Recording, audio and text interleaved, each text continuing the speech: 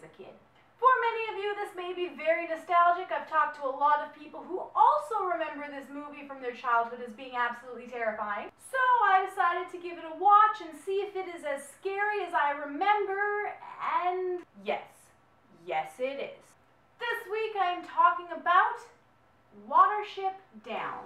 Bright eyes, burning like fire. Bright eyes, how can you close and fade? How can the light? Watership Down is, on the surface, a fun kids movie about the lives of a bunch of wild rabbits. And that's sort of what makes it even more frightening, because going into it you may not be expecting the extreme horror that awaits you. The story is actually a brilliantly engaging epic.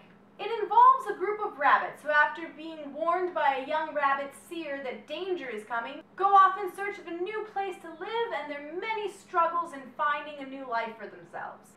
The characters are very well developed as well as very well voice acted, and you can really get quite engaged with them and their struggles. This film would not be able to be as frightening as it is if it was not as brilliantly executed.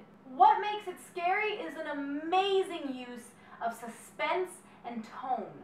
Scenes are built up very well to a crescendo of terror, punctuated by incredibly creepy visual sequences and equally creepy musical scoring. A lot of the scenes that truly made an impact on my mind as a child were in the first half of the film, while the second half had a lot of action sequences with a surprisingly realistic amount of gore.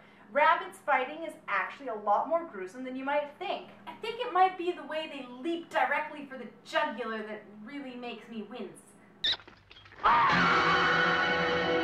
From the gruesome fate of their original burrow, to the other burrows that they come across, to the farm they briefly visit, there are a whole bunch of very suspenseful moments that are played just perfectly to create a very unsettling but intriguing tone and atmosphere. The film has a lot of very environmental themes going through it, including man's treatment of nature and portraying humans as a principal antagonistic force.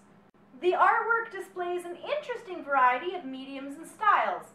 The backgrounds are rendered with watercolors and pencil crayons, and the rabbits are drawn in a very nice, semi-realistic style most of the time, though when involving the supernatural at all, like the rabbit's creation mythos or the Angel of Death rabbit, the style shifts to heavily stylized, much more simplistic form. Probably my favorite aspect of this film is the element of fantasy. It functions very much like a fantasy epic, with its religious structure emphasized and its great sweeping narrative style. Seer rabbits and heroic rabbits and all of the trappings of a great fantastical story. Its incredibly dark tone helps to bring out in contrast the goodness and likability of the characters as they face adversity. And on the whole, it's a very, very good movie. I have not read yet the book that it is based on, but it's one that I'll probably add to my list to read because it's a very good story. But it sure scared the crap out of me as a kid. Bright eyes, burning like fire. Bright eyes, how can you close and fail? How can the light that burns so brightly suddenly burn so pale? Well, that's it for my review on the Watership Down film. If you enjoyed it, please do subscribe for more. I put out a new video every Wednesday, and I love your feedback and comments. So I'll see you next week for some more spooky cartoons. Bye!